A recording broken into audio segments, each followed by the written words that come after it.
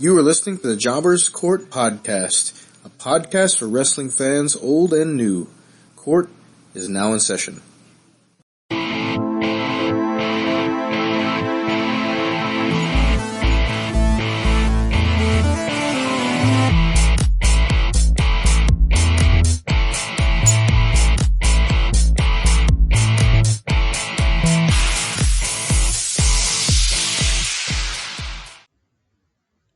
Hello and welcome. This is a special WrestleMania prediction episode of Jobbers Court. For all you out there that are wondering what we think that you think that we're thinking, we wanted to put out there our exact thoughts, our predictions for these matches, and just kind of give a general layout here. Not only is some stuff at WrestleMania, but then if we have time, we might get into a few of the takeover matches as well. How are you guys tonight? As always, I am outstanding. Yeah, so... He is outstanding, and I am the new crowned regal, wise old owl of wrestling. The new crowned regal, and we can blame your bronchitis. Yes. I thought it was the bird flu. Well, it turned into bronchitis from the bird flu. You got to put the angle over, man. I mean, you know, make it logical. We got to put this together. You got to sell it. There we go. All right. So, speaking of selling, WrestleMania has sold a ridiculous number of tickets. So for all those people out there that didn't really think WrestleMania was going to do very good this year, regardless of how the build-up has been, which we'll talk about here in a minute, the actual gate numbers are pretty good. It was over 85,000 people that have already bought tickets, and I'm sure there's going to be many, many more to come as the event gets even closer. I still saw there's $20 tickets out there for some of the nosebleeds areas, and had I been a little bit closer to Dallas, I definitely would have partook. If I would, like, for instance, if I was still in the Shreveport area, I definitely would have went. All right, so we're gonna try to go over some of these announced matches, a few of the rumored matches, and see if we think, you know, what we think of those. I guess we'll kind of start at the bottom and work our way up for kind of stuff that I see. So we'll start with the Usos versus the Dudleys. Could possibly see this turning into an R-Truth Goldust thing, based on what kind of has been happening. Your guys' thoughts on this match in general? Who do you think wins? Anything in particular special going on with this match? Cedric, why don't you start us out?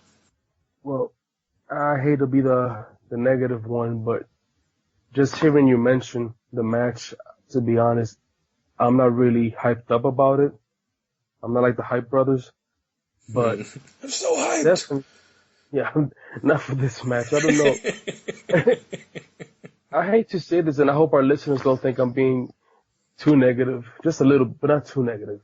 The Usos, I think, are a great tag team, but I think that at one point they got so overused, and that we were seeing them fight the same folks all the time, that to a certain point when I hear the Usos versus any other team, it doesn't really get me that hype. Having said that, if in this match particularly we get a good old-fashioned dosage of the old Dudley boys, I think this can turn out into a really good match.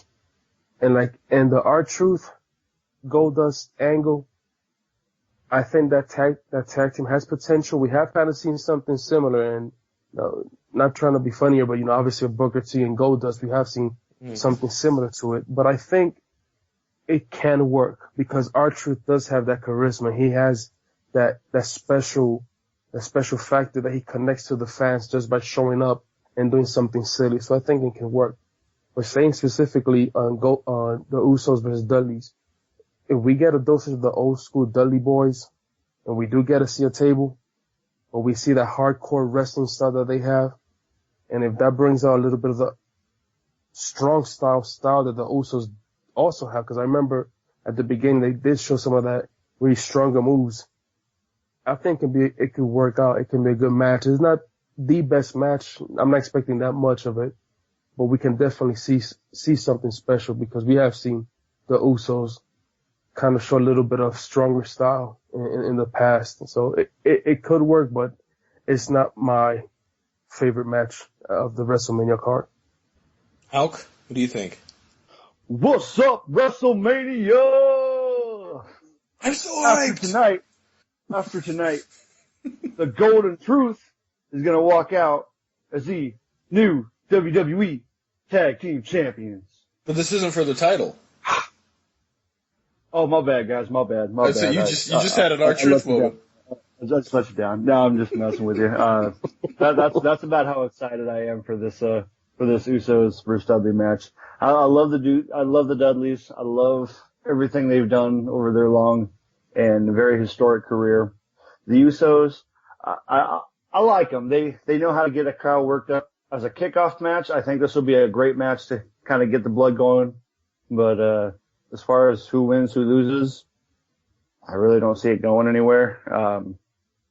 I'm going to put the Dudley Boys over just because they're the heel tag team. And I'd like to see them get one more run at the titles later on. But I don't know. Cedric really kind of put it pretty crazy there, or pretty well there. I'm not so crazy anymore. They're good live. They're good live, but I've just seen them so many times, and I don't know. They haven't done anything new in a while. Cedric, did you give a prediction for who wins? I didn't hear that. No, I did not. I think I had an owl moment. I forgot. I'll go with Mr. Hulk standing. I would like to see the Dudley Boys win and have one more true run to the tag team titles. I really haven't gotten into this match mainly because at the beginning of the year my only hope was that can we get the Dudleys into a title feud to let them win that 10th, championship at WrestleMania, because I really don't know how much longer we're going to be able to have those guys around. I'd love to see an added stipulation to this match. A tables match would be perfect because, well, the Dudleys say they're not going to give people any more tables, so you basically force the heels to have to either break their own rules, which can get them even more heat, or, have to, or just say go ahead and say hell with it and then just get violent in the match. I hate to say it, but I honestly, because the Usos have been getting beat up, they haven't really got back at the Dudleys so much based on everything that's been going on and the little bit of storyline they've been giving us. I think the Usos are probably going to win this match, and I don't know what that means down the road for the Dudleys. If they add R-Truth and Goldust, I think it's the perfect time to just go ahead and let those guys win their first match if they end up adding them in. Why not? I mean, honestly, at the end of the day, is this match gonna carry anything in the card? No, but it could turn into a very good opening match, I think. Any other thoughts about Usos, Dudley's potential for Golden Truth? I would like to see Golden Truth in there. That's really about it. Okay, well, hopefully we do. And like I said, I think you're gonna get. I think every match on this WrestleMania card, honestly, you're gonna get at least a 3-star match out of it, something above average. I have a really good feeling about it. But so what about the Kalisto versus Ryback match for the U.S. title? Hulkster, what's your opinion on this match? Well, honestly, you could kind of put it in the same boat as far as the hype going in. Kalisto, super entertaining. Just now really kind of breaking out as a single star, even though he's still a part of the Lucha Dragons. They're still a team. But I love what he does. I love watching him in the ring. Very fluid. He does remind me a lot of Rey Mysterio, and that's just not because he wears a mask and is maybe 5'4", 5'6", but he's very athletic. So I'm excited to see what this match happens. We've talked about it before when we talked about smaller wrestlers as far as Ryback becoming more agile and trying new things. So I'm excited to see what kind of chemistry these two have together. I've said it before as well. I am a Ryback fan. Not too crazy about him as a heel. But I do like kind of where this is going. So we'll see what happens. I'm probably going to go ahead and pick Ryback just because he's the big guy. And once he finally finds a way to put his hands on Kalisto, I really don't think Kalisto is going to be able to get out of it. So I'm going to put Ryback over. Okay, interesting. Cedric? Oh my gosh, this is when we discuss the whole belt and its prestige. I think that's exactly what I did not want it to happen on the U.S. title. You know, Kalisto has had it so long or so many weeks, and we haven't really seen much of him as a champion. You know what I mean? Mm. It has not. It's putting it on Kalisto definitely has not elevated the belt's prestige, nor has putting the belt on Kalisto, in my opinion, elevated his level of his character, of his worth as a character. Putting the tag team titles maybe on the Lucha Dragons does more than actually having put that belt on him individually. And just like Hulkster said, it's gonna be tough not to compare him with Rey Mysterio, but even Rey Mysterio with a belt definitely to me meant a little bit more than right now Kalisto with a belt, and that's just a personal opinion. Definitely our listeners and even you guys are more than welcome to agree or disagree. But sticking specifically with the match, I think my hype meter is exactly the same as with the first match that we discussed. Ryback as a heel, I'm not gonna say he's the best on the mic. I think a little bit less talking will be good, but definitely the guy has the physique and definitely has the power and the strength to make this persona, this character work. And in my opinion, I would prefer to see him win this match and actually do something with the title, actually defend the title, even if it's as a heel, but win cleanly, but in a very monstrous and devastating fashion. Not only this match against Kalisto, but all the other matches that he has coming forward. Yeah, I think that if you can book Ryback as a heel, but book him as a monster heel that doesn't need to cheat, he's just ultra aggressive, I think it can be a really effective way to use him. For me, this is basically Rey Mysterio versus Goldberg is basically what we're seeing, but neither of them are at the over level that either of those two guys have been in their career. I'm gonna say this right now. Again, I might get heat for this, but honestly, Ryback is a better wrestler than Goldberg. Period, hands down. Yes, I truly believe that. Both have a reputation for not necessarily being safe, but Ryback is using innovative. He's trying to innovate his offense, trying to add more to what he was doing. He's trying to adapt to the business and everything that's going on with it. I think that I prefer him as a heel. Actually, that's right. I disagree with the Hulkster on that one because I think he pandered so much to the crowd as a face that to me that got old real fast. His moveset is far more made for like a monster heel type push, and I think he can do well with that. Who's going to win? I think they're probably going to push Ryback to win this one versus Kalisto, and I think that I think Cedric said it the best with just Kalisto hasn't done anything with the title. Now, is that his fault? Maybe not. You know, whatever the creative had for him and what they were writing in, but there hasn't been an elevation at all of the title. There was a decrease when he won it, a decrease when he lost it, a decrease when he won it again, and so now we've just sort of sat there at this just lowered prestige of this title, and he hadn't done anything crazy to elevate it. In fact, his last great moment was in that in the tag team match that they had, that tag team ladder match was his last really good moment that he had. So I think that putting it on Ryback, at least it's something different. You can give it to somebody who is kind of a more of an imposing figure, and he can kind of run through guys for a little while. I would be perfectly okay with that. So I think Ryback wins the U.S. title. I think I won't say he steamrolls Kalisto because they just don't book matches like that anymore. But definitely I think he should get a majority of the offense and he should win clean but aggressively. agreed. Any other thoughts on it? I was just thinking about what you mentioned about Goldberg and Ryback being a better wrestler.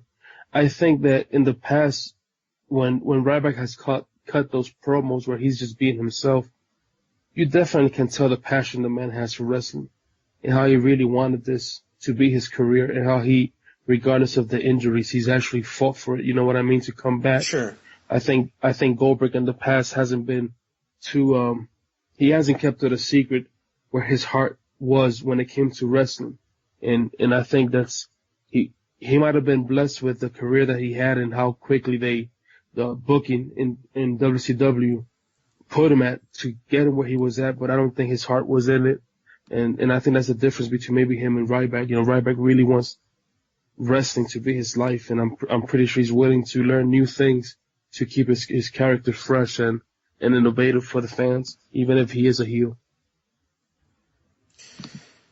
Yeah, and like I said, I'm not like the biggest Ryback fan, but I have an appreciation for anyone who's willing to try and willing to dedicate their life to it, and I think that he's one of those guys who continues to work hard. It's just certain people can only get to certain levels. You know, not everyone can be the Ultimate Warrior, not everyone can be Hulk Hogan, not everyone can be John Cena. Just eventually, you know, you're gonna run out of gas. And so, have we seen the highest that he can get to? I don't know, but he's not getting any younger. He's a veteran, and he's in his prime years for performing. So if we're not getting the best of Ryback right now, then I don't think it gets much better than this. All right. So next up, let's talk, before we get into some of the more high-profile matches here, let's talk about the Andre the Giant Memorial Battle Royal. Were you guys a fan of this match the last couple of years? And also, who do you guys think wins it? I know we don't know who necessarily is in it, but we might have a pretty good idea of who's going to win it just based on what's going on. What do you guys think, Cedric? I think the first time that they did it, I think it was innovative, something different. You know, something different and new is always welcome in today's WWE product, definitely. I was really happy when I saw Cesaro win. I think we had a Hogan Andre the Giant moment when he picked the Big Show. But the one thing that really upset me is nothing really came out of it. You know, they did mention it every single time Cesaro would come into the ring, but what did it elevate his career into? What kind of feuds, what kind of bookings did he get? Not much really came out of it. And then he got hurt, obviously, so that kind of didn't help matters either. So without knowing who's going to be in it, I just hope that whoever wins it actually elevates that person as a character and into storylines that actually make sense, you know, not just have him win and then disappear that person. Who would win it? I really hope that Braun Strowman is in it and that he wins it. Have a big guy win the Andre the Giant Memorial. That definitely would be symbolic. You know, it will mean something. Then actually push this big man, show us what this big man has to offer the WWE fans, the product itself, and work the big man again, because as we mentioned before, in the WWE that's kind of transitioning to the smaller wrestler, I wouldn't mind either seeing a big wrestler outside of Brock Lesnar, but an actual true tall big man, strong man, also get some of that prestige into the actual character itself. So hopefully he wins it. Hopefully it carries him to bigger and better storylines. Huckster, what do you think? I think you make a great point there. The first Andre the Giant battle was very entertaining. Just all this prestige leading up to it. And then, yeah, like you said, we had that kind of Hulk Hogan Andre the Giant type moment with Cesaro at the end when he threw out Big Show. But yeah, just like you said, like as soon as he won it, like it didn't really go anywhere. I'm like, yeah, he's got this trophy. Okay, cool. But then nothing really came after the fact. And the same with last year with Big Show winning it. I mean, that's a huge thing for Big Show because he's always been compared to Andre the Giant throughout his whole career. And he wins this in his name. And, yeah, but then again, afterwards, like, I think they mentioned it maybe 2 or 3 times or 2 or 3 months afterwards, and then nothing really came of it. So I would like to see something added to it to where, like, say the winner gets a title shot in the future, kind of like how they have, with the Royal Rumble, something kind of like that, since it's basically just a smaller version of the Rumble. But who wins? Man, it's tough to really pick something out because we really haven't heard or seen really anything about it. I guess maybe who would you like to win it?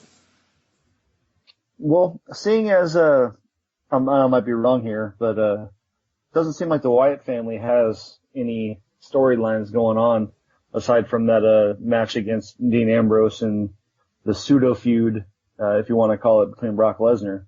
But with both those guys in a street fight later on that night, I don't really see much for the Wyatt family. So what I would like to see, and Cedric already kind of touched on it, is see the Wyatt family just destroy everybody in this match. And then when it comes down to it, Luke Harper and Eric Rowan exit the ring so that Bray Wyatt can win, and Braun Strowman stands in there and says, you know what, I'm tired of being the lackey. It's my time to shine. And we see this drawn out battle between cult leader and his follower, the black sheep, pun intended, becomes the black sheep and throws out Bray Wyatt, and we see a little bit of separation there. I think that would be kind of neat. Yeah, unfortunately, Bray's back is hurt. They don't think he's going to perform at all. And then Luke Harper just tore his ACL last night. So, I mean, the Wyatt family, unfortunately, has just been decimated. So really, you have Eric Rowan that's left, and we've talked about him. Hopefully maybe that'll help him out and get him a little push of some kind, poor guy. And then you have Braun Strowman, which they're probably going to go all in and put all their chips behind this big guy. I actually think it's funny that we all sort of agree on that, but I would love to see Braun Strowman win this Memorial Battle Royal. Now, I think that the internet community will crap all over it if he wins. I honestly do. But my idea would be Braun Strowman wins, and then he destroys the Andre the Giant Memorial Trophy. And if you're going to get heat, there's no other way to do it than that.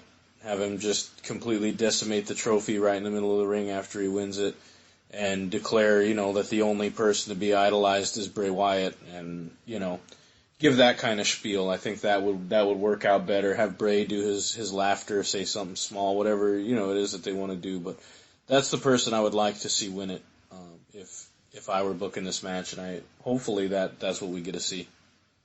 Yeah, that would be cool. That would be very, very cool, especially since we really haven't had a true Wyatt family victory in who knows how long. So I think that would help them a lot going forward, especially with that trophy destruction.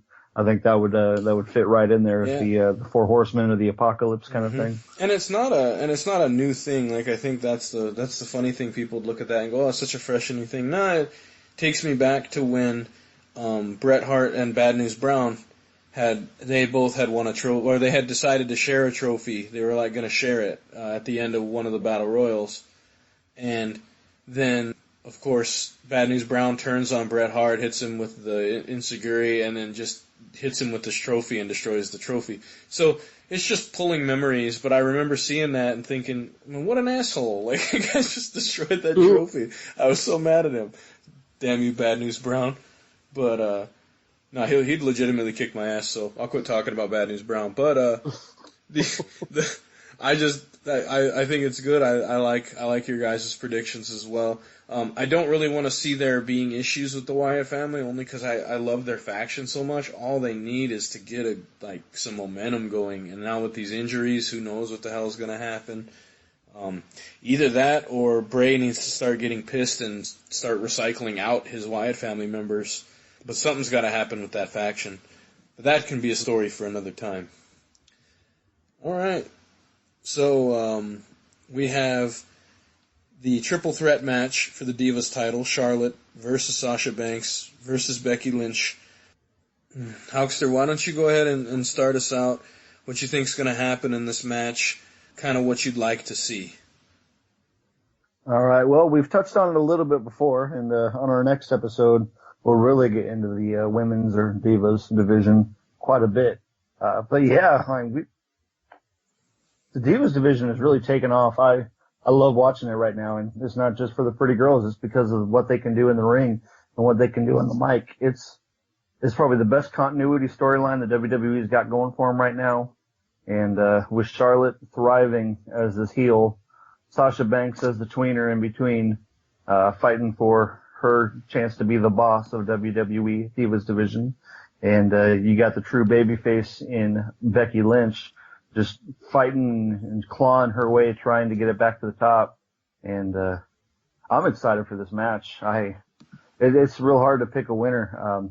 I would love to see Becky Lynch finally beat Charlotte and be crowned the WWE champion, but I have a feeling that Sasha Banks is going to prove to everyone why she is called the boss, and put a little bank statement on the finish. Cedric, what do you think?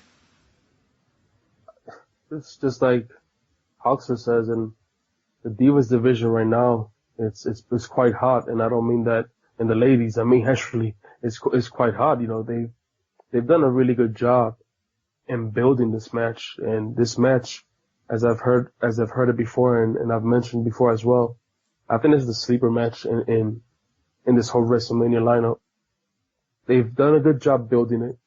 It's taken time to get to this point, even with the cheap wins that Charlotte has had, or just some of the run-ins that she's had to interrupt the matches. It's just she's brought really good heat, and the promotions that she's cut in preparation to this match have also been pretty good.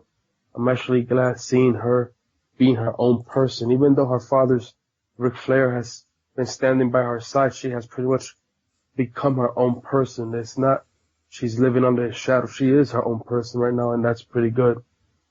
Agreed. Becky's a good fighter, a really good submission type wrestler, good European type wrestler. And this is the agree moment, man. There's so much agreeing in this court. It's amazing. Or it might be sickening depending who you are. I agree with Huxter, you know. Would I like to see her win? Definitely, because it will be kind of like a Cinderella type story during the build up to this moment. And even before this build up on other wrestling diva wrestling matches, she's always been singled out as the one that can win. Like, she's not even the important one. She's just on the side. Even when it was Paige, Charlotte, and Becky, they made her sound like she was on the side, like she wasn't even the shining person there. She was just there. So it will be kind of like a Cinderella moment, almost like another Cinderella moment when Bayley won an NXT, when everybody just had us just a hugging type wrestler. Oh, you know, you're cute, you're nice, but you're not gonna win the big one. If Becky would win, I wouldn't mind. I would actually like that. But I kind of would have liked it more if she would just beat Charlotte for it. Just one person, whether it be Charlotte or Sasha Banks. But if she would have been Charlotte, would have meant to me even more. Sasha Banks is a badass, let's just put it that way. Her persona, she looks like a tiny person and everything, but her persona looks like she can whoop you. That's the kind of, that's what she shows when she comes into the ring. And it's been a while since you've seen that from one of the divas. I think Charlotte right now is the other one that can have that. Even Paige and her screaming didn't really give that aura of, yes, I can truly whoop your butt if I wanted to. And I think Sasha Banks has that. So this is a really good matchup, in my opinion. Who's going to win? I would like for Charlotte to win. And I say that only if it gives Becky Lynch an opportunity to beat her fair and square. But that's just who I would like to win, only for that specific moment. Now, if Becky were to win, again, like I said, I wouldn't mind the Cinderella story. If Sasha would win, definitely she has the persona to carry the Divas Championship and just even bring it back as the Women's Championship, just being because she is the boss and she can do that. But to me, either way, you won't go wrong. Either way this match goes, especially if it's a clean win, regardless of who wins, I don't think you can go wrong. But if Charlotte wins by cheating, hey, she has the flair. It's in her DNA, but it's just gonna be a good matchup regardless. Yeah, I don't think it's really going out on a limb, but I'm gonna call it now. Like, this is the show stealer of WrestleMania. I think this match is I think they're all working toward this one moment, and they realize that this is their chance to really put the Divas Revolution over the top and finish what they started. And I think they're just going to continue to climb from here, especially if they get the addition of Bayley and other people that could come in after WrestleMania. For me, the big thing is there's who I want to win and who I think's going to win. I would love for Charlotte to win this match just to continue on with everything she's been doing. I think she's been doing a great job. She went from basically trying to mimic everything that her dad used to do to really now developing her own style and becoming, using that athleticism to her advantage. And I love her moveset. Her tall, just long limbs and everything make her so different than the other divas in there when she is performing. And so a lot of the moves she's able to do, and her flexibility and all those types of things. So when somebody puts that single leg crab on her, they can bend that leg all the way back to her head. And I mean, just the way she can sell submissions just based on that alone is really amazing. But who do I think's going to win? Well, I think that Sasha Banks is probably going to win this match. Of all the three, she's the one I want to win least. And that's mainly because Sasha has sort of been getting outpaced on the mic by Becky, I think. And then in the ring, I don't think she's been as effective overall. She kind of sat a lot longer with Tamina and Naomi than Becky did with Charlotte and Paige. And I think that she hasn't had as many opportunities to shine in a singles environment. A lot of the matches she's been getting were shorter matches, as opposed to, we know Becky Lynch has got to go, for longer periods of time. But of course, Charlotte's getting the most time of the three. What I think is going to happen is I think Sasha Banks is going to win. And I think it's going to happen on the back of a Ric Flair mishap somehow.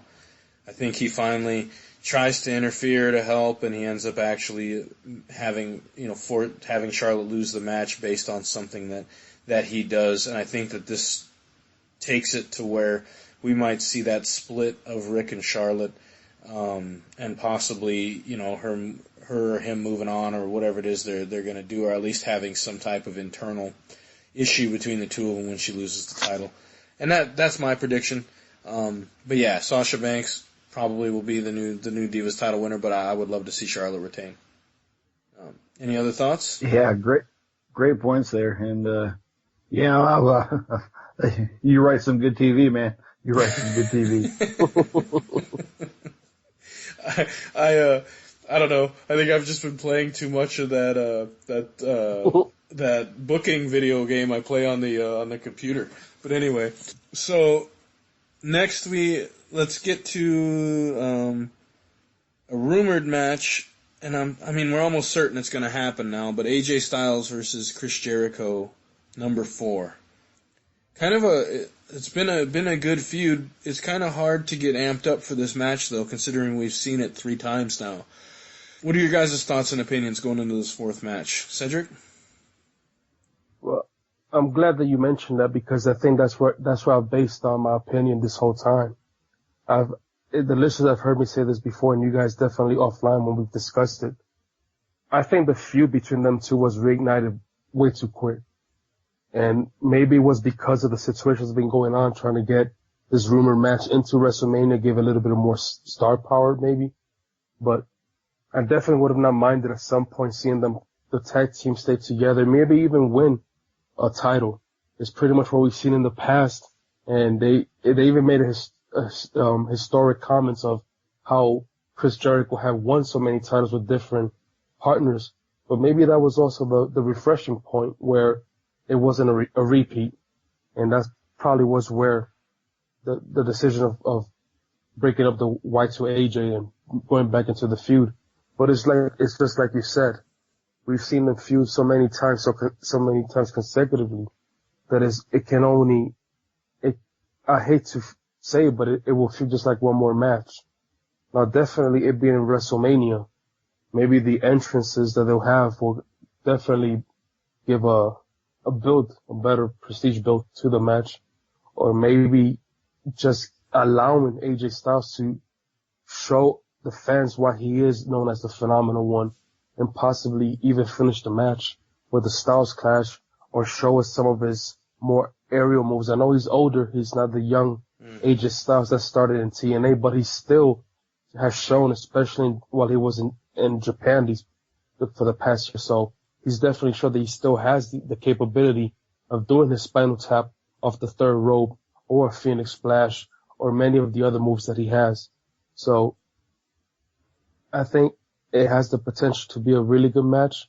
Obviously, heel Y2J has done a great job hyping it, and his promos, very old school type promos that we haven't seen for a while, outside of maybe a Wyatt. But I think I'm still excited. I think they've done really good also hyping up that is almost like passing of the torch, even though AJ Styles is not a young kid, but they've kind of done that whole comparison between a younger Y2J and AJ Styles. So it can be a good match. If it does happen, which, like you said, we think it's going to happen, they have potential to have an also not so much show stealer, but they can definitely have a really, really good match that we can all be talking about. So who do you think wins? I will give it to AJ Styles, not just because I'm a fan of his, but again, with Chris Jericho being not a young man anymore, and usually we see him just for little short moments, I don't think it will do good to keep AJ Styles around and have him lose in WrestleMania, in his first WrestleMania, and then see Y2J kind of continue on with his the outside of wrestling obligation that he has, but yet we still have a white AJ Styles that just lost. So definitely, especially if Y2J will leave for a while and AJ Styles stays, I think AJ Styles should win, and definitely that will build for his next storyline or whoever else he'll be feuding on down the road. Okay. Mr. Hogstanding, your thoughts? All right. Well, I'm gonna take a swerve on what Cedric said. I really wasn't a fan of the Y2AJ formation, to be completely honest with you. I liked the feud staying where it was. It did kind of get a little stale, and I see where they went with it to have them break up. I just thought it was kind of weird when they actually formed a legitimately named tag team in Y2AJ. But they got some shirts out of it. Both got some money out of it, so hey, it's all cool. But as far as the match itself, I love the build, going back and forth between the two. Y2J, Chris Jericho burning the t-shirt, going on with this whole jealousy thing. He thrives as a heel. I mean, he thrives as a babyface. He thrives in pretty much everything he does. The guy really is the best in the world at what he does. But going on in his WrestleMania opponent, AJ Styles, the guy is phenomenal. And the more they wrestle together, I think the better the matches are going to be. That first match they had was kind of a little wonky. Maybe that was just because it was AJ's first match. Maybe it was because they had never wrestled each other. But the more they've wrestled together, every match has been better and better and better. How do they top that last match? I want to see AJ Styles deliver the Styles Clash off the turnbuckle, kind of like he did when he was in New Japan. I think that would be, to pun the phrase, phenomenal. I don't even think they're letting him do the Clash really in general. So yeah, he's teased it quite a bit. But we haven't truly seen a Styles Clash. I think he landed it maybe once, and then somebody interrupted the pinfall. But I would love to see a very high profile Styles Clash get thrown in there. I would like to see a stipulation added to this just so that it's the end of the feud, maybe a 2 out of 3 falls or a submission match. Pit the walls of Jericho against the Calf Crusher. I think that would be pretty cool as well. All right. Well, I'm gonna say this. I sort of look at their feuds as two separate things, and I talked about this, but you had the sort of mutual respect. They both were respectful toward one another, and Jericho seemed like he kind of wanted to just sort of push him along and see what the kid had, the kid as he called him. And then it sort of evolved into this mutual respect into a tag team, and then it's almost like when, a mentally ill person and they just snap. He went from everything's okay to like jealousy like that. And what's so funny about his heel character he's playing now is completely different type of heel than what he was before. If you look at his heel character, that was insulting the crowd, but he was doing it with large words and trying to cerebrally, calmly talk to all the sycophants out there and really get them, sophisticated. try to get the fans riled up that way, just by being a really pompous, arrogant jerk. Whereas this one, he's just crazy. He's just nuts. He's a jealousy fueled, kind of like one of those wrestlers who's reached a point of desperation where he can't stand the fact that the crowd is cheering somebody that's not him. And I really like he was able to turn an entire Canadian crowd to where they were cheering for Jack Swagger, and who does that? So in Canada, they were actually doing We're the People. Yeah, but so yeah, I think he's done a fantastic job with this particular build, and I consider these two feuds different. This one is a lot more intense, I think, and their matches have been more intense. Poor AJ is just he's not able to keep up on the mic work. Y2 Jackass was kind of funny. Yeah. But yeah, the whole thing with this is I think you can't let AJ lose in his first WrestleMania, but we're also talking about the company that let Sting lose in his WrestleMania debut. So you never know. But I'm pulling for AJ Styles in this one, and I think he picks up the win. Well, I just want to say that if Fandango or Fandango can beat Chris Jericho at WrestleMania, that never happened. Pretty sure AJ Styles can do it. That never happened. Remember, he didn't beat him. Oh, Vince I got the WWE Network. I can pull it up for you. Chris Jericho, I love how he was saying, that never happened. That he never beat me. Oh man, it was good. All right. That's even crazy to believe that actually happened. Yeah. And where is Fandango right now? Probably dancing somewhere in some cabana in Miami or something. I don't know, but probably now, especially after last night's match. So, but just thinking about what you said, I really do hope that the rumors of the Styles Clash being banned is not true, because he did waste. I hate to use that word. He kind of did waste it on Curtis Axel and beat him with it.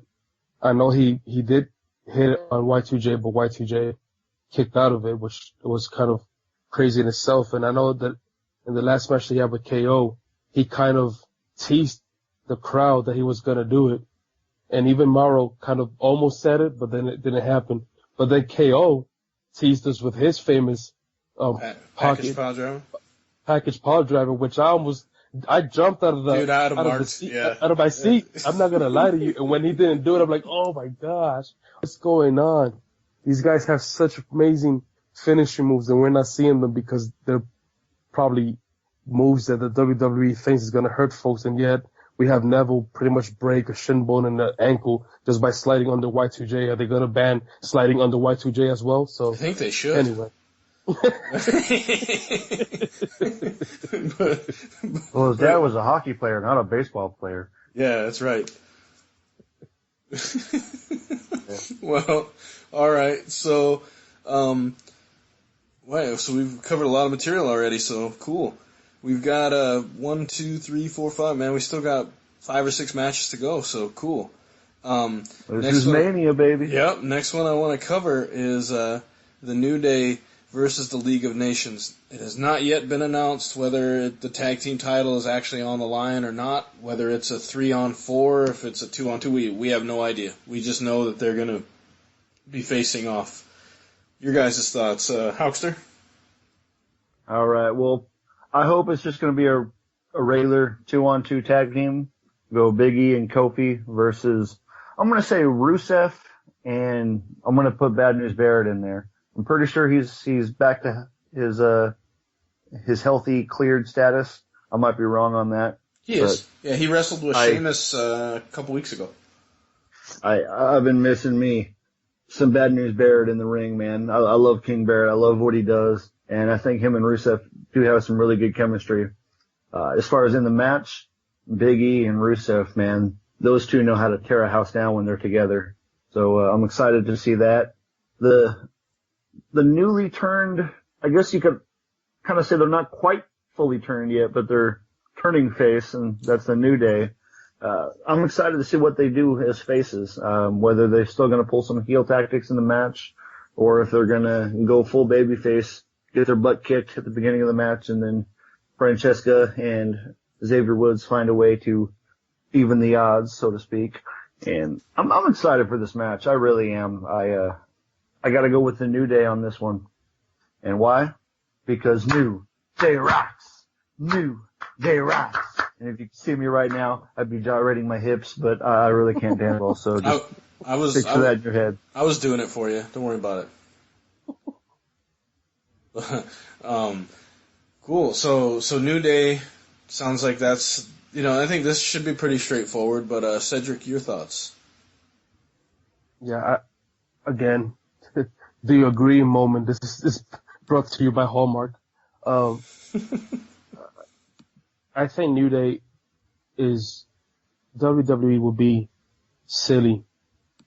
And it's not like they haven't done it before, but I really think it would be silly of them to just drop the momentum that New Day has and book them to lose this match. I think that the proper thing to do is to keep them winning. I agree with Outstanding. I would prefer a 2-on-2 match. But even if it were to go 3-on-4, the titles need to be on the line, because obviously the titles have jumped from waist to waist when it comes to all three members of Java's, I almost said Java's Court of New Day. But, yeah, we are the tag team champions, dang it. Yeah, but Freebird rules. I think they should win, and that's gonna be my pick. But whichever combination of the League of Nations, obviously Sheamus, Rusev, Alberto Del Rio, and Kim Barrett are four talented individuals. As a tag team, either combination is not proven yet as a real good oil type machine, but they do well together, and that's that. Either one of those four that fights, I agree with how was standing. I think Rusev should be in, regardless of who the other person is.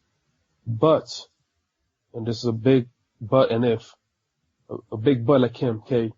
If Booty. I was gonna say, speaking of big butts, but anyway, continue. I like big butts, and I cannot lie. Neither can I. If New Day were to lose, I'm pretty sure that would just fuel more of the fans, especially with this face turn. That would just fuel the fans even more to side with them in their journey to a third title reign. So even though I believe they should win, even in losing, I think New Day will still be the winners in this, because if they actually have a true face turn, and if they were to lose with the League of Nations cheating, definitely I think that would even fuel more the fans to side with them in their quest to once again be the 3-time champions. That's just my opinion. I think that if you look at this match, people are just going to go again, because they have been wrestling a lot lately.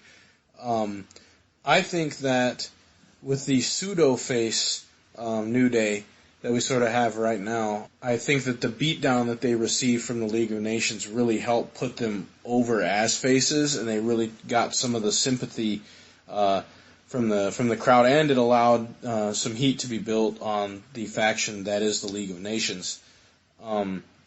So I like their match that they had with Barrett and Sheamus a couple weeks ago. They had a match with them, and I thought it was really well done. I think that the chemistry and all that's working out for them. As far as this match goes, though, I don't see how the New Day loses, unless, of course, it's just one of those things where the League of Nations really doesn't care about the win, and they just care to beat them up some more. Maybe they get disqualified and just beat them down again, and then it leads to something else down the road. But otherwise, I think New Day is going to win pretty handily. But I also, one thing you were talking earlier about if they're using cheating tactics, some heel tactics. Los Guerreros did it. People loved them for it. They really didn't change their lie, cheat, and stealing attitude, even when they were faces. And I think if New Day does the same thing, if they just, people love them. So just continue doing what you were doing. Continue making fun of people. Continue doing your silly angles and doing all that. Just don't try to be good guys. Just keep doing what you were doing before, and the people will continue to love you. So I think they go over in this match either that or it ends in a disqualification with a beatdown from the League of Nations. Or what you could potentially see is the winner of the Usos Dudley match somehow comes out to beat them up or something during the match, and it's a no contest of some kind. All right, so next, let's go ahead and we're kind of getting to the semi-main categories now for the main events. So Kevin Owens will be defending the Intercontinental title in a multi-person match, to say the least. So we're going to see some woo-woo-woo at WrestleMania, which I find interesting. There's some people on the card that aren't going to be on there, and we've got the Broski coming in to join us. I'm so hyped! But you got what? Kevin Owens, Sami Zayn, Stardust. Who else is in it? Ziggler? Sin Cara. Sin Cara, yeah. He's going to win.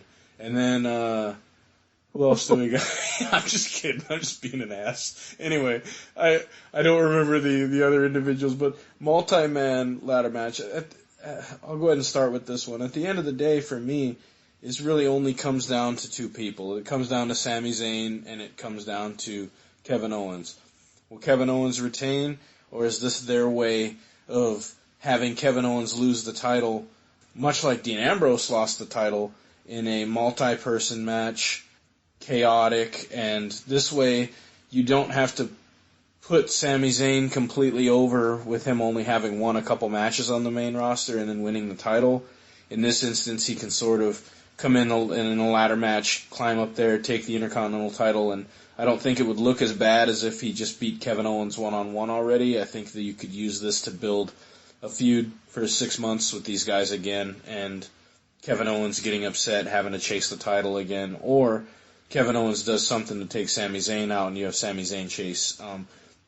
I got this feeling Kevin Owens is going to retain it, though, at the end of the day, but I think Sami Zayn comes very, very close. What are your guys' thoughts, Cedric? I like your take on it. I like Sami Zayn. I've been following him since he was back in the day in the indie circuit as El Generico. He was much skinnier, did not look anything the way he looks now, but he always had the moveset, he always had the heart. So even when he lost, you knew you were going to get a good match. Especially I used to follow him on PWG. And I agree with you. I wouldn't want him to, in such a short time that he's been in the main roster, to win. That's just my feel. If he's going to win, I definitely would like him to beat KO, have a really good feud-ending match, although we all know that feud will never end. But at least one of those feud-ending type matches where he beats him fair and square, just them two. Because then, if Sami Zayn were to win, we obviously know that KO will be come back crying, you didn't beat me, it wasn't clean, you didn't beat me. So who knows how many more times we will see them fighting against each other. And there are people that have chemistry, and I think KO's the kind of fighter that whoever you put him with is going to be a good fight. But even the best chemistry, once you see it too many times, it can get a little bit stale.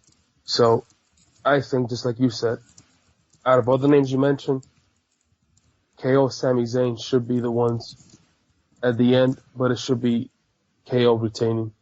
And then down the road, starting a feud between them two, as two individuals. Awesome.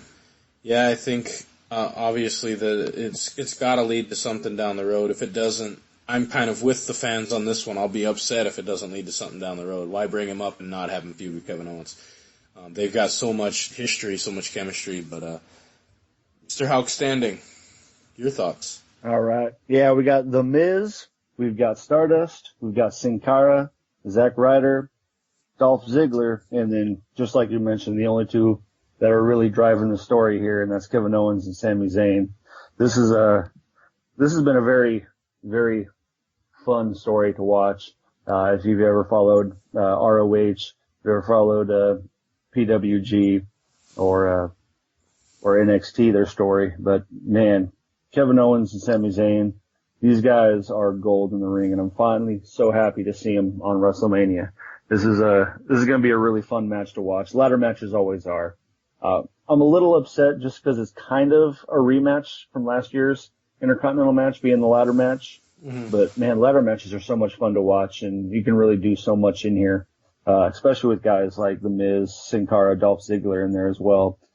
Shadow, I guess, Stardust from his earlier days as Cody Rhodes, but the guy's still got a lot left in him, and I really don't want to count any of these guys out. Everyone in here, I think, deserves to be on a WrestleMania match, even Zack Ryder, because Zack Ryder, yeah, he's kind of been thrown around quite a bit and kind of just pushed to the curb many, many times. But the guy does have a lot of talent, and I think he'll shine in this ladder match in some spots. But yeah, as far as the winner, woo, you know Zack Ryder's not going to win this. It's going to be between, I'm so hyped. it's going to be somewhere between KO and Sami Zayn. I'd love to see Sami climb that ladder, reach for the belt, and then at the last minute, KO brings him out, powerbomb, and then KO ends up winning this match. And the only reason I say that is because this storyline needs to go. It needs to continue. These two are magic together, and they're going to sell a lot of money feuding with each other down the road. So I'm going to say KO retains. Yeah, okay. So pretty much the three of us seem to all agree once again. Damn you all. No, I'm kidding. You guys keep stealing all my ideas. I guess great minds think I can alike. go back with Zack Ryder. That was then I'll just make fun of you. Let us continue. Yeah, I would too. So I would too.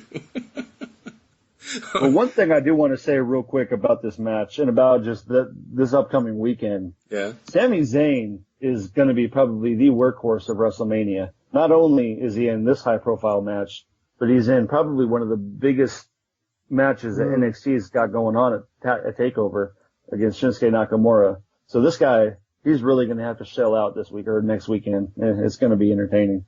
Yeah, could you imagine working that stiff style that Nakamura is going to work on Friday and then have to turn around on Sunday and be in a ladder match? Yeah, I don't pity his body, that's for sure. No, sir. All right, so now we have Brock Lesnar versus Dean Ambrose in a no-holds-barred street fight. Cedric, your thoughts? Wow. I think this is going to be another good match. And I just want to say something because it just popped into my mind. I've been reading a lot of negative comments about this WrestleMania.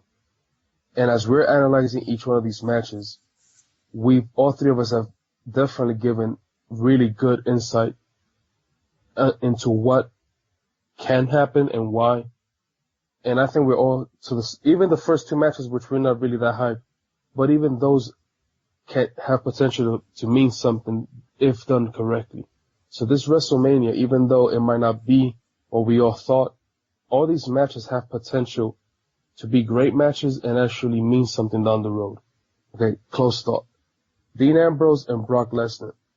We have seen Brock Lesnar pretty much beat Dean Ambrose from one side of Suplex City to the other side of Suplex City. Mm-hmm.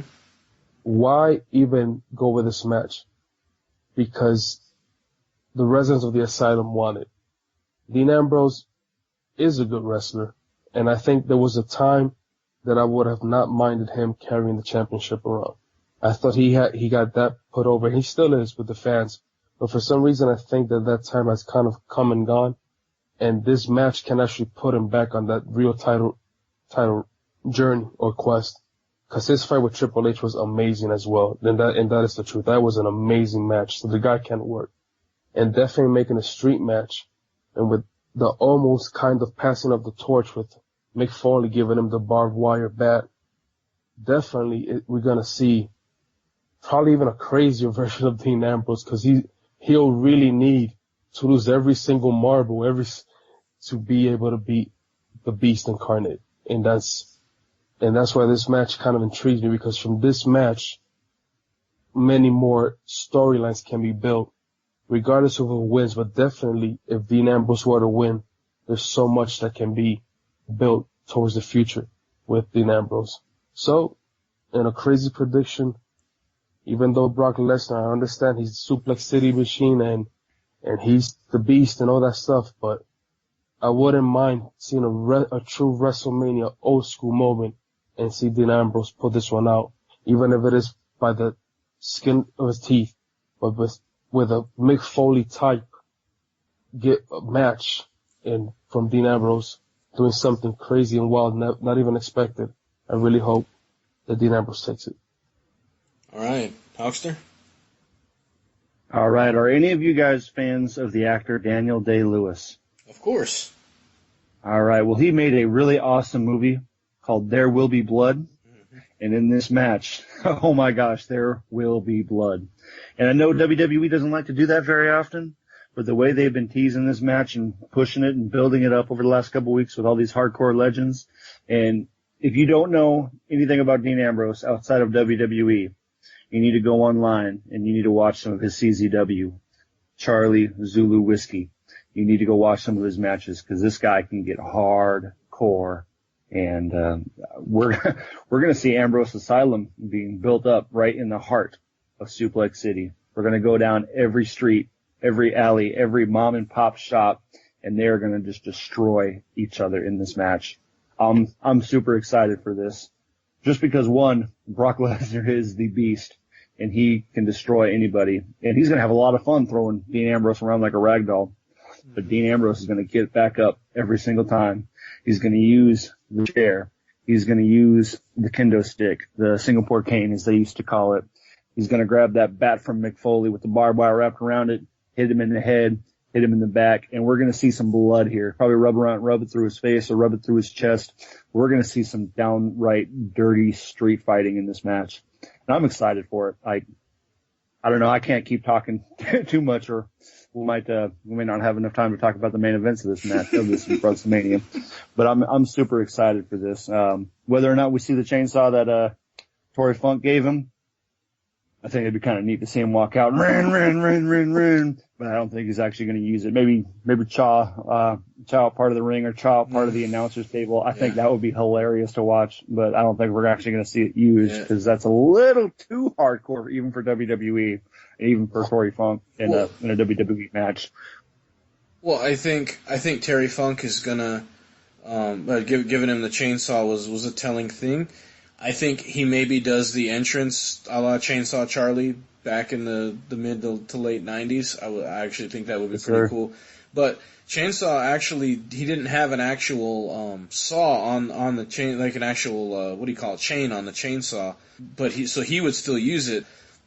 Go watch the 98 Royal Rumble, the Rumble match, the first 5-6 minutes of it when Cactus Jack and Chainsaw Charlie go at it, and Cactus Jack is throwing chairs in the ring, and Chainsaw Charlie is hitting him with that chainsaw and just watching the sparks go. If they did something similar to that again, oh my God, I would love the hell out of it in the beginning. And then eventually he just gets bored with the chainsaw, chucks it aside, and then they go at it. But who did you have winning, Help? Man, this is a tough one. And as much as I would love to see Dean Ambrose win this match, I just don't see how in the world Brock Lesnar can lose this match. Because, again, he is the beast. He is the one who defeated The Undertaker at WrestleMania. So how in the world is Dean Ambrose going to beat him at WrestleMania? If for some reason he gets the pinfall and then stands up after the pinfall, I can see a little bit of a respect maybe between the two, like a little handshake between Paul Heyman and Dean Ambrose. I think that'd be kind of neat. I want Dean Ambrose to win this match so bad. It's hard to say I think Brock Lesnar is going to win, but I really want Dean Ambrose to find some way to bury the beast, so to speak. All right. I think for me, I don't think Lesnar loses another match in his entire career until he's ready to retire. That's my prediction. For however long he decides he wants to wrestle, I don't think he loses ever again until he wants to lose, and that's going to be the end of it. So that being said, do you think anybody looks back, and has anybody seemed to care that The Undertaker has lost to Brock Lesnar basically 3 times? Nobody seems to care because it's Brock Lesnar. So are people gonna whine and complain when Dean Ambrose loses to Brock Lesnar? I think so. But at the end of the day, I don't think it does anything. I don't think it does anything but elevate Dean Ambrose, especially having a good showing in a street fight. I agree with you. There will be blood in this match. I really truly believe that. If there's not, I think it would kind of be disappointing. What I would love to see is this one spill out of the building, get out into the parking lot, get out, just somewhere. But having this spill out of the building somehow, having them fight, and then come back to the into the arena to finish it, I think that would be really awesome. Sorry, Dean. Even with the weapons, I think you're going to pull a Mick Foley and you're going to put this guy over and make him look really good in a hardcore match. But I don't think you're going to win. So I'm going to take Brock Lesnar in this match. Great match, though. I think it will be. Without the street fight stipulation, I don't think this match would be half as good as it's going to be. I agree 100% with you. And yeah, whether Dean Ambrose loses, I'm going to say, yeah, he probably will. I'm right there with you. But he's definitely going to have his WrestleMania moment after next weekend. Yeah, I think so too. So now we're down to the last two matches. We've got The Undertaker versus Shane McMahon in a Hell in a Cell. If Shane wins, he gains control of Raw. And also, if Shane wins, Undertaker is done. No more WrestleManias for him. That was just announced at Monday Night Raw. So, Cedric, your thoughts? I don't know what you guys are going to think after I say this and our listeners, but I'm not as hyped about this match as many people are. The only thing that I think has me intrigued is the stipulations and knowing how the WWE has done things in the past. We all know something's going to happen. We all know it's not going to be a clean victory for Shane and a clean loss for the Undertaker. And even if Undertaker were to win, we know it's not going to be without some sort of interference from someone. So at the beginning, when they mentioned Shane versus Undertaker, I was like, are you kidding me? We all know the Undertaker's going to fight in a WrestleMania, because a WrestleMania with Undertaker, it just doesn't feel right. And the day will come.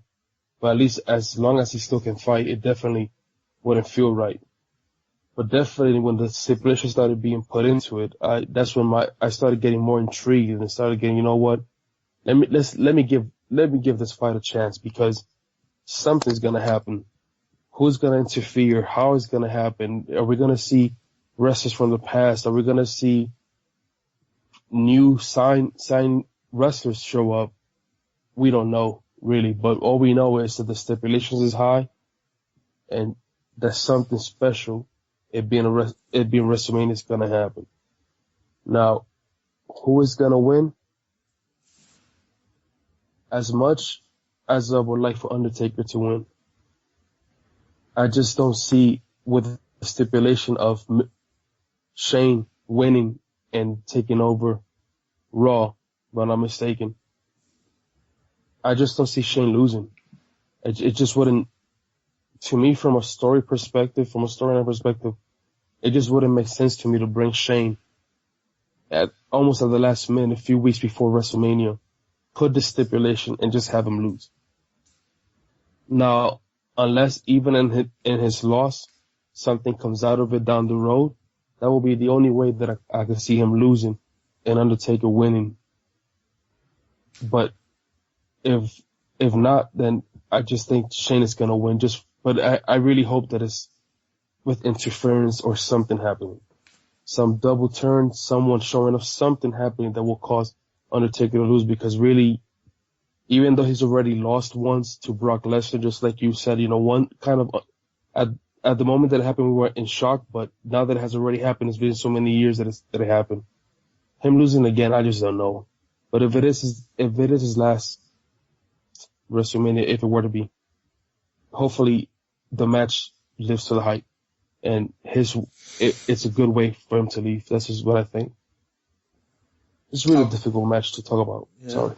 Well, so you think Shane wins mainly because if he doesn't, it doesn't really make a lot of sense in the storyline? That's the way the way I see it, and this is just stopping it there, because obviously we could continue. We have more time to what if he loses? What else could happen down the road? But just stopping it right there and not think about anything else down the road, it just wouldn't make sense to me to have brought him in almost 4 weeks before WrestleMania, all the promotion or everything that we've been seeing on Raw specifically, and then to have him lose at the end, it just it would just put over more of the authority, and it wouldn't really make a dent unless something happens. But even then, it just wouldn't, in my opinion, wouldn't make sense. So that's why I'm picking Shane. Heartbreak Kid, what do you think? Yeah, well, yeah, this is a kind of an underhyped match and a weird match that I guess a lot of people really aren't looking forward to. But the underlying ramifications of this match are absolutely huge. For at least the last 2 or 3 years, just about every smart mark out there has been talking about two things. When is Vince McMahon going to hand the reins away? And when is The Undertaker finally going to hang up his boots? And this WrestleMania might answer one of those questions. And it might answer both of those questions. It's really hard and really emotional to think about not having any more WrestleManias with The Undertaker. I don't want to think about that. But at the same time, the guy's 50 years old. The guy's been doing this for 25 years plus. And he's not getting any younger. But as far as the match itself, the meat of what we're supposed to be talking about here, I want to see Shane McMahon either thrown from the Hell in a Cell, or I want to see him jump off it. I want to see a big spot with Shane McMahon doing one of his leaps of faith that he's so well known for. I know he's getting older too. I know he has a family, but the man's in shape. Like, look at the guy. He's bigger than his dad has ever been, and the guy is training pretty hardcore in multiple disciplines. If you see some of the backstage videotape, I'm excited. I think this match is going to be a lot better than a lot of people think it's going to be. Is there going to be a swerve? Definitely. There's going to be some kind of interference. Someone's going to come in. Someone's going to break the cell door, either from the inside or from the outside. And we're going to have some kind of interference. Do we see Vince McMahon have a change of heart and help his son defeat The Undertaker? That's honestly where I think it's going to happen. I would love to see a Kurt Angle run in, but I don't think that's going to happen. Mark. Go ahead. I'm just going to say that so many times, just because I would love to see The Undertaker and Kurt Angle brawl it out at WrestleMania. But I don't think that's going to happen. So I'm thinking, one, there's either going to be a change of heart in Vince McMahon, he's going to help Shane win, or two, there's going to be a new influx, maybe the change that Shane McMahon's been talking about bringing to the company when he takes over. The Balor Club all come up and help him defeat The Undertaker. Because who right now in the company could rival The Undertaker's entrance? And to me, that's going to be Finn Balor. So I would see him come out as the Demon and help lay waste to The Undertaker and finally put the dead man at rest. I don't want The Undertaker to go away, but I really think Shane McMahon's going to win this match somehow. Finally, we disagree. Oh, Finally. All right, I'm gonna lay you down. Well, it has to be the main event, right? I'm gonna Rasquatch book you right now. It's gonna happen. This is my opinion. This is how if I could have it my way, this is how they do it. And if this went down, I would just sit and just laugh and then call somebody and say, quit stealing my ideas. All right. I see this being a pretty straightforward match initially. You're going to see Shane do a couple crazy things. I think there's a possibility that he opens up a space to jump through at the top of the Hell in a Cell, and he comes crashing down, and it hurts inside of the Undertaker. That's a Hulk Hogan reference, in case you didn't get it. So, but it's funny, but not funny. So, but I see him coming off the cage. He's going to hit the Undertaker, but it's not going to be enough, as Undertaker would say. I see the potentially going outside the cage. There maybe Undertaker goes through the Spanish announce table for old time's sake, but it's not going to be enough. Undertaker is going to... R.I.P. Spanish announce table. Yep. He's going to pin Shane McMahon clean in the middle of the ring. Now, what Cedric was talking about, how are they going to go forward with this? I think that Taker's going to have such respect for Shane after all this happens and basically having to have been put through the situation that after the loss, he instantly picks up Shane, raises his hand, and declares him the new, owner or manager of SmackDown. and they're going to bring him in as basically not necessarily general manager, but what would be above that, I guess, like a partner. And Undertaker's going to say if anybody's going to contest that, have them come out. Enter the Balor Club, enter a beatdown of Shane McMahon and of The Undertaker, with Balor turning heel, I guess. You kind of have to do that based on this situation. And then now you have Shane McMahon that's going to have to book a feud versus Raw, but then also you could find out that the Balor Club was working for Vince McMahon, and you could work up to something with a SmackDown and Raw sort of feel to it. And a kind of a little bit of a brand split, too, since Balor be coming out of NXT. Maybe some of his NXT buddies would come up, too. But that's thinking much further down the line. But just for WrestleMania, that's what I'm booking. Undertaker wins, but endorses Shane McMahon right away. And then those two together sort of take SmackDown into the next year. What do you guys think of that? Yeah, it's pretty far-fetched, but it would be some good TV. I don't know. Like, it's hard to see. Either outcome is real hard to see. Yeah. But I like it. I'd watch it. The problem with booking this match is they've pretty much booked themselves into a corner where Shane has to win. And if he doesn't win, what else can you do? But I also don't think you can have The Undertaker lose this match. So this is the only way I could put together in my brain to somehow have Undertaker win this match and then be so impressed with Shane McMahon that he endorses him to run the other show. And then that leads to whatever. Kind of like what I was talking about with Dean Ambrose and Brock Lesnar a little bit. Sure, yeah, essentially. I mean, and I think the same's going to happen with Dean. He's still going to be elevated just as one of the top baby faces in the company just because of his pure toughness. But yeah, I see that mutual respect thing happening with those two after this match.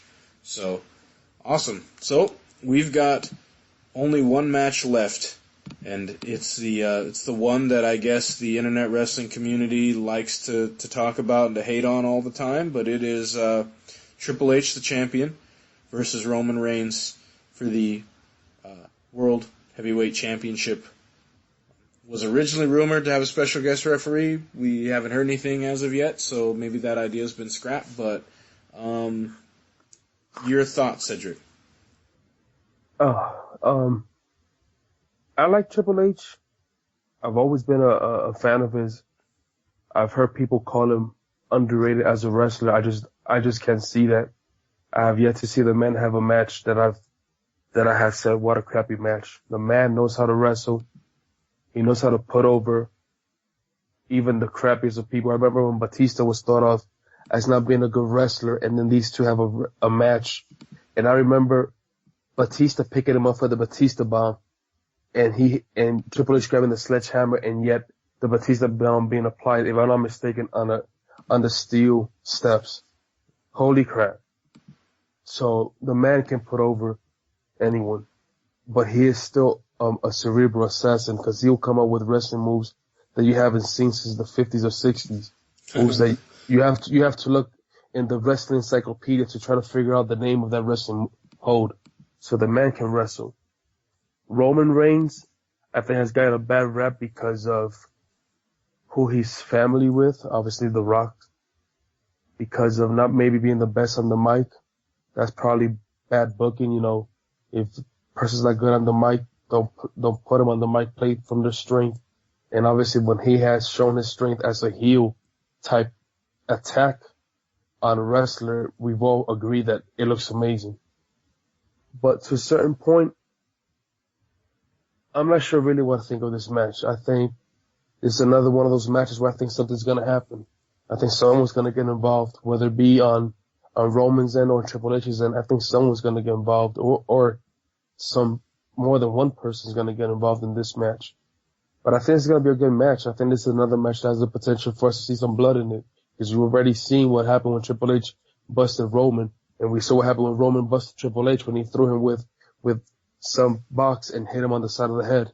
And actually, a referee also ended up with some stitches on his leg when Triple H threw the box and hit the referee. So there's gotta be blood on this match. And I think it might be better. It might be even better than what people are giving it hopes. I think this whole card is going to be much better than what people are thinking. And at the end,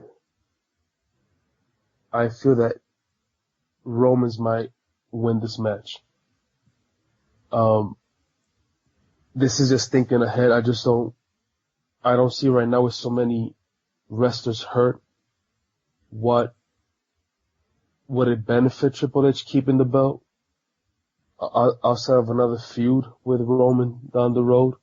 So just thinking a little bit down the road, right now you guys might actually give me some good booking and shine some light on what you guys would think if Triple H were to win. But right now I think Romans is gonna take it. But I think it's gonna be a good match, and I think there's gonna be a lot of interference from both sides.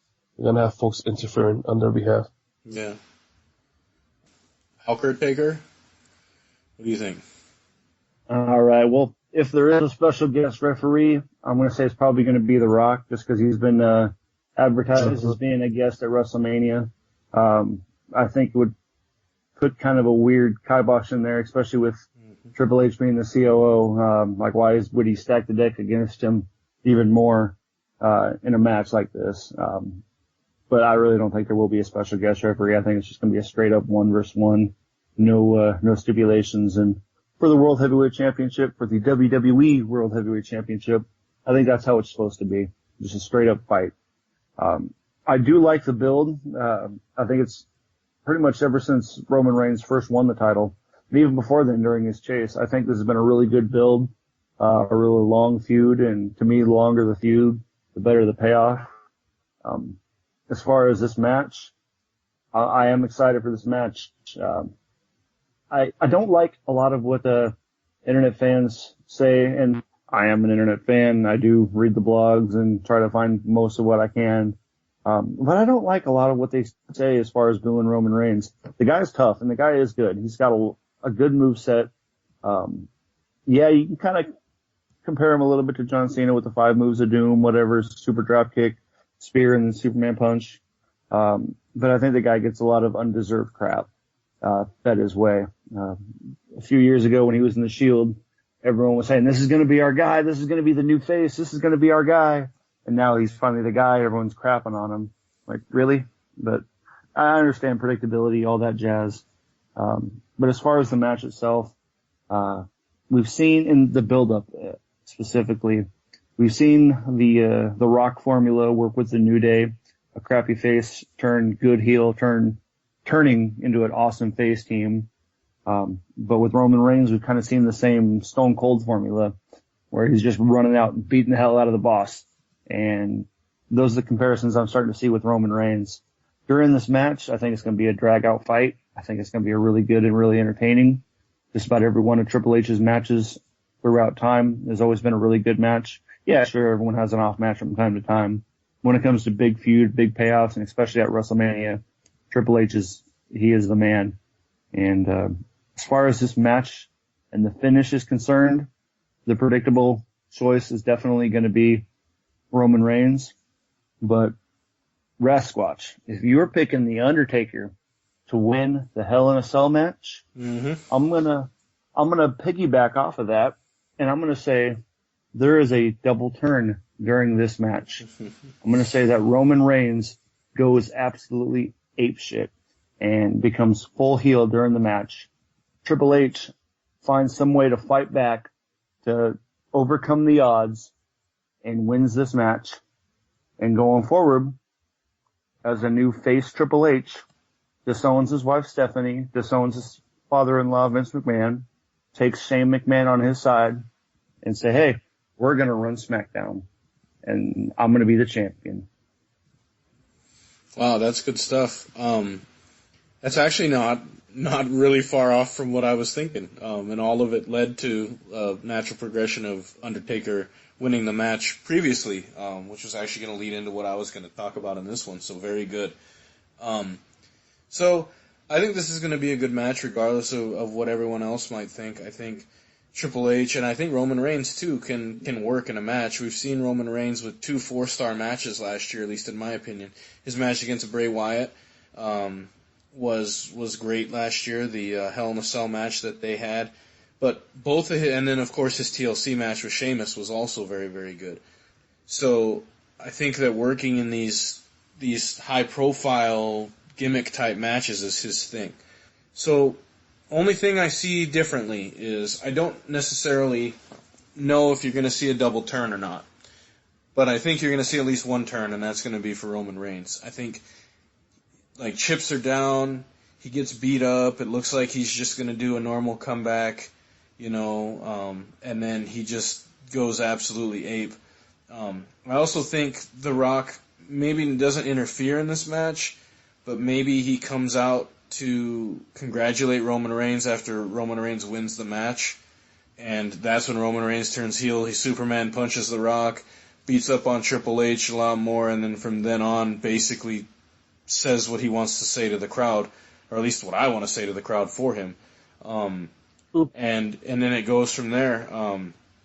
I think you're going to see him turn heel, win the title, and then I think and the reason that this works is because Dean Ambrose is going to be elevated to that number one face because of what he just did with Brock Lesnar. And now it's, instead of them being buddy-buddy in a match, it's going to be Dean's coming for you because he didn't like what you just did. And so now instead of friendly, we're just going to wrestle each other, may the best man win, it's going to be, no, Dean is coming for you, Roman's going to try to hurt Dean, and we're going to really see these guys feud. Because their matches are good anyway. But if you add that intensity and one actually, doing everything he's got to do to win, and the other one just being able to chase that title and having that disappointment of his friend turning his back, I think that's going to be a good storyline down the road. But that's what I'm booking. You guys got any other thoughts on these matches? Well, kind of what you just said. Sorry, go ahead, Cedric. No, go ahead. You'll probably say what I'm going to say, but go ahead, man. All right, well, what you were describing kind of reminds me a lot of the Triple H and Shawn Michaels Bad Blood and SummerSlam kind of feud going on. I think that would be kind of neat, two former brothers really going at it, and really with all this threat of the main event being booed out at WrestleMania, Roman Reigns turns heel. I'll give you something to boo about. Bring it on. Totally. And he needs to just get on the mic and be like, boo!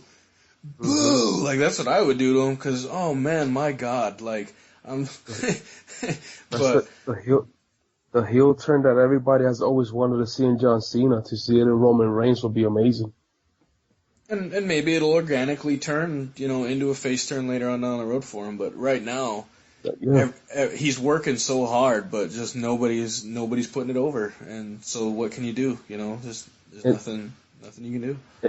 And it makes sense with what you were saying, Dean Ambrose being elevated, regardless if he wins or loses, being elevated to the possible, for a legit run for the championship, not just like an overnight, hey, I'm challenging you, COO, and we had an overnight roadblock, but an actual journey towards it. And even thinking further ahead, what if a still heel Roman Reigns, and all of a sudden you have a healthy Seth Rollins come back? Yep. Playing that middle line where I'm not really a face, but the crowd is backing me up. I'm still a heel, but the crowd is on my side. That would too also work, because then definitely you have the former Shield members going at it. So there's so many, just with those three names, Roman Reigns, Dean Ambrose, and Seth Rollins, if booked correctly, you have pretty much the next 6 to 12 months of WWE booking for the championship. It could be exciting if booked correctly. I honestly think you could carry this between the three of them. You could carry this out, and next WrestleMania's main event is a triple threat match between the three former Shield members. And yes, sir. And I'm talking, you go all in. You got Roman knows where Dean lives. Dean knows where Roman lives. I mean, they're all buddies. So you've got segments of them beating the hell out of each other out in front of their own houses. You've got Roman's daughter crying because he's outside, either beating up Ambrose or getting beat up by Ambrose, and then there's so many different angles, there's so many heartstrings you could pull just with this whole thing, depending on how deep they really want to get in this angle. But you can do some fantastic things coming up for this next year. And funny thing about Vince McMahon, sometimes you don't think he knows what the hell he's doing, but a lot of times he's just ahead of his time. And sometimes it takes him a year or two for you to finally go, you know what he did was genius, and I just didn't see it coming. And all of a sudden, a year later, you're like, wow, that's what he had seen 2 years before. And that's what we might see. The stuff that's going on with Roman and him getting booed and all this is getting him ready for whatever it is that he's about to experience now. And if that's what we get to see over the next year, then fantastic. So as long as we don't see Roman Reigns doing a home invasion and Brian Pillman, Dean Ambrose pulling out a gun. Hey, let's do it. Be all right. I actually thought that angle was pretty damn cool. Scary as hell. Oh yeah, no, definitely. It was just very different. Kind of scared me because I think I was in high school at the time, and I was like, whoa, God, he's got a gun. But all right. So last thoughts. I think it's going to be at least an above average show, and I think it's got an opportunity to be a really good card. Maybe not the best build up we've ever seen, but I think the actual performances there is going to be outstanding. What do you guys think? It's WrestleMania, baby. They always deliver. Yep, and I'm breaking my diet too. I'm getting some pizza for that definitely. So I'm just gonna Rasquatch and veg out on the couch and just destroy my body for a day with beer and pizza. I'm gonna be eating some really high protein burst seeds. Don't you eat mice or something? It's mice and rats, they're all going down. They're going down. Now this WrestleMania has the, like you said, as long as people realize that Mr. McMahon is still in charge, that, Triple H and whoever else you want to say is in charge. At the end of the day, it's Mr. McMahon. You don't get to where you're at without having the mind for this. And like you just said, maybe we don't agree the way he's doing things now, but he's probably a few steps ahead of us. And, this is his baby, that he understands the importance of WrestleMania. And I agree with what we've been hearing. Maybe he doesn't have a true competition, but don't think that Mr. McMahon doesn't see how some of these companies are slowly progressing to different levels and the followings that they're having. So this is his baby, it's WrestleMania. So he'll come up with something, whether the entrances, the guest appearances, guest wrestlers, something's gonna happen, but this is going to be a WrestleMania that we'll probably be talking about for a while. Because just like we've proven during this podcast, a lot of ramifications down the road can happen. And not just speaking of Shane McMahon's match, just in general, what storylines follow this WrestleMania is important, but we got to start it at WrestleMania before we move forward. Well, I know that having talking with you guys, hearing some fresh ideas, I'm more excited than ever to watch this thing, and I'll be looking forward to the feedback that you guys have. Maybe we'll do a post-Mania show. I don't know. But everything sounds great. I'm looking forward to it. And we still got another podcast to record this week, guys. So 2 this week. Woo. Yeah, hopefully that bird flu is gone, and you're feeling better there, Cedric. But all right, guys. I'm going to take us home then. Just say thanks everybody for listening, liking, and if you agree or disagree, we're going to try to get this out well ahead of time so you guys can hear our predictions before everybody steals them, and then we'll get it out, and hopefully we can hear some of your guys' opinions about our opinions of your opinions that are our opinions. All right. Well, until next time, Jobber's Court is adjourned. Thank you.